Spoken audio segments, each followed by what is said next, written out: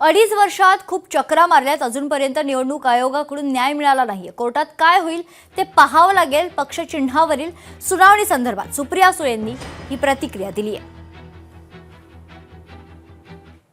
आम्ही अडीच वर्षात इतक्या चक्रा मारल्या आहेत, त्याच्यामुळे काय होईल देवालाच ठाऊक।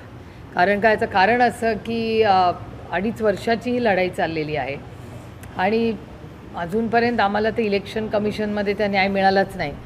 आता म्हणून कोर्टात आमची केस सुनावणीला येते, याचं मी स्वागत करते। बघूया पुढे काय होतं। राज्यातील महापालिका निवडणुकांचे निकाल हाती आल्यानंतर आता सत्ता स्थापनेच्या हालचाली सुरू झाल्यात। नगरपालिकेत नगराध्यक्ष विराजमान झाल्यानंतर महापालिकांमध्ये महापौर बसवण्यासाठी सत्तेचं गणित आखलं जाते। भाजप आणि शिवसेना महायुतीनं जास्तीत जास्त महापालिकेत वर्चस्व मिळवल्यानं त्यांच्यातच ही स्पर्धा पाहायला मिळते। त्यातच सर्वाधिक नगरसेवक बिनविरोध झालेल्या कल्याण डोंबिवली महापालिकेत केडीएमसी नगरसेवकांची पळवापळवी सुरू असल्याचा आरोप होतोय। मात्र आता कल्याणमध्ये मोठा राजकीय ट्विस्ट पाहायला मिळतोय, कारण शिंदेंच्या शिवसेना जिल्हाप्रमुखांनी ठाकरेंच्या शिवसेनेच्या जिल्हाप्रमुखांची भेट घेतली, तर दुसरीकडे ठाकरेंच्या नॉट रिचेबल असलेल्या दोनही नगरसेवकांवर कारवाई करण्यात येणार असल्याचं जिल्हाप्रमुख शरद पाटील यांनी म्हटलंय। मीडियाच्या माध्यमातून समजतंय की त्यांचे दोन नगरसेवक गायब झालेले आहेत। त्यांचे नगरसेवक सांभाळायचं त्यांचं काम आहे, परंतु खोटे आरोप दुसऱ्यांवर करून यांच्याकडे आहेत त्यांच्याकडे आहेत हे चुकीचं आहे। सध्या सर्व नवनिर्वाचित नगरसेवक आहेत। प्रत्येक पक्षाने आपापले नगरसेवक आपल्या ताब्यात आणि आपल्या बरोबर ठेवणं त्यांची प्रत्येकाची जबाबदारी आहे। 9 नगरसेवक हे एकत्रितरित्या आहेत, पण 2 नगरसेवकांना काल नोटीस बजावण्यात आलेली आहे। आमचे जे जिल्हा प्रमुख आहेत पूर्वेचे शरद पाटील यांनी ती नोटीस त्यांना बजावलेली आहे आणि गटनेतेपदी उमेश बोरगावकर यांच्या नावाचा प्रस्ताव हा पक्ष नेतृत्वाकडे पाठवलेला आहे आणि त्यांची निवड होण्याची शक्यता आहे।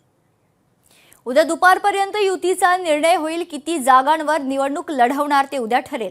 सोलापूर जिल्हा परिषद निवडणुकीवर दादा भुसेंनी हे वक्तव्य केले, ऐकूयात।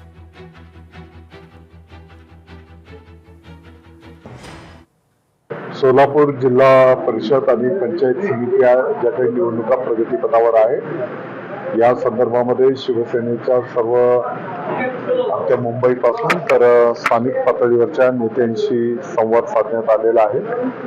मला वाटतं की उद्या 2 वाजेपर्यंत निवडणुकीचा अर्ज दाखल करण्याची शेवटची वेळ मुदत आहे। स्थानिक पातळीवरच्या सर्व सूचना ऐकून घेऊन त्या पद्धतीने त्या ठिकाणी नियोजन करण्यात आलेलं आहे। तुम्हाला निश्चितपणे उद्या दुपारपर्यंत किती जागेवर आपण त्या ठिकाणी निवडणूक लढवत आहोत याची माहिती आम्ही उपलब्ध करून देऊ। अब्दुल सत्तार आणि संजना जाधवांची भेट ही एक खेळी असून या भेटीदरम्यान सामान्य मतदारांची दिशाभूल करण्याचा प्रयत्न सुरू आहे। आमदार अब्दुल सत्तार आणि आमदार संजना जाधवांच्या भेटीवर भाजप जिल्हा उपाध्यक्ष सुनील मिरकर यांनी हे प्रतिक्रिया दिली आहे।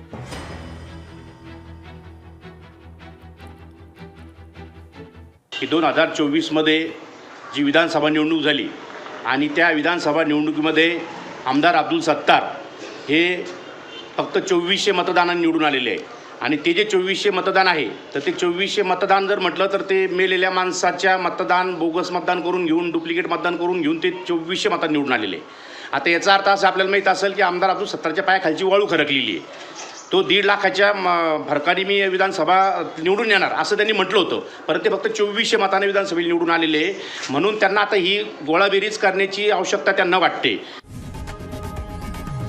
लोकशाही मराठी ऐका, पहा, जागरूक रहा।